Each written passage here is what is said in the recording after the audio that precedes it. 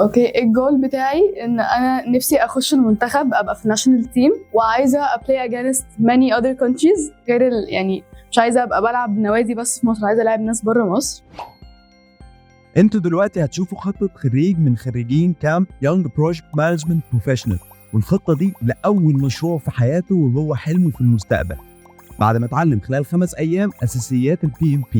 مش عايز أحرق لكم بس نتائجهم مبهرة.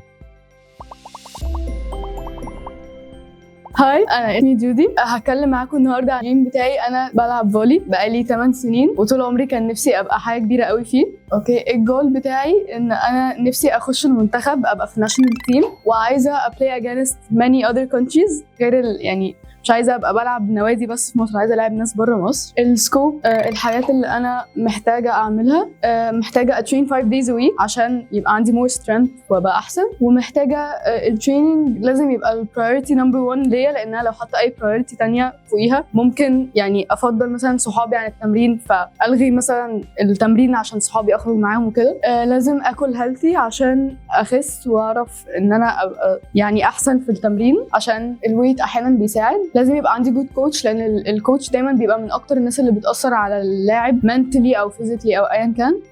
الريكوايرمنت، الحاجات اللي انا محتاجاها، لازم يبقى معايا البول بتاعه الفولي بول، لازم يبقى معايا لبس التمرين التريننج كلوثز، لازم الهيلثي فود عشان اعرف اكل هيلثي، لازم يبقى معايا الفولي بول شوز، اكيد ما ينفعش اروح مثلا باي جزمه بتاعه خروج، لازم يبقى معايا الني بادز اللي هي الركب بيقولوا عليها كده عشان لما محدش يقع يتعور. لازم الهاند سليفز، this is not يعني a requirement قوي، في ناس يعني prefer ان هم يلعبوا من غيرها. البودجت بريك داون، الفولي بول مثلا تبقى ب 1500، التريننج كلوز 5000، والتوتال بتاع البودجت بريك داون هو 13600. بس طبعا ممكن كذا ريسك يحصل، فلازم نبقى عاملين حسابنا ان احنا يبقى معانا بودجت فلوس زياده. فمثلا البول مايت اكسبلود، الشوز ممكن يعني يحصل لها اي حاجه وانا بلعب، ممكن الني بادز دي من كتر ما انا بقع عليها تجت تريب، فالتوتال بتاع الريسك ممكن يبقى 8000.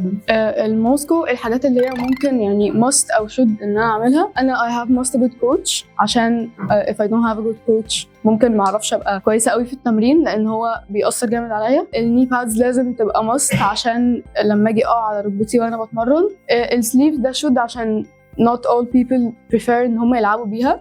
eating healthy ده برضو should، لان في ناس عادي حتى لو هم overweight شويه دي مش مشكله، هم عادي ممكن يلعبوا كده، كل واحد عنده preference معين. التريننج لازم يبقى my first priority، ده برضو should، لان في ناس ممكن تبقى بتتمرن وكويسين في الفولي بول بس ده مش البرايورتي الاولى بالنسبه لهم، ممكن هم يبقوا عايزين يبقوا مثلا داخلين بزنس، هم بالنسبه لهم friends الفيرست برايورتي اي حاجه. السكادجولينج، انا لازم طبعا انظم وابقى عارفه انا كل حاجه من دول هعملها قد ايه. فالايتنج هيلثي لازم يبقى for like 4 years بالنسبه لي عشان الوز ويت، بعد كده ممكن اكل عادي اللي انا عايزاه بس مش قوي برضو. training 5 days a week هو ممكن يبقى 8 years اللي هو مثلا لغايه ما اسيب الفولي، بس لو انا اتمرنت اكتر من 8 years فطبيعي ان انا هزود ال 8 years دول. having a good coach لازم يبقى always available عشان ما ياثرش عليا. الستيك هولدر، الناس اللي بتاثر في البلان دي، طبعا الكوتش ده حاجه اساسيه، التيميتس لان هم ممكن يدوني نيجاتيف انرجي انا ابقى متضايقه من النيجاتيف انرجي دي، وطبعا بابا ممكن يقول لي ما فيش تمرين النهارده عادي، ممكن يقول لي انزلي التمرين عادي براحته ماشي.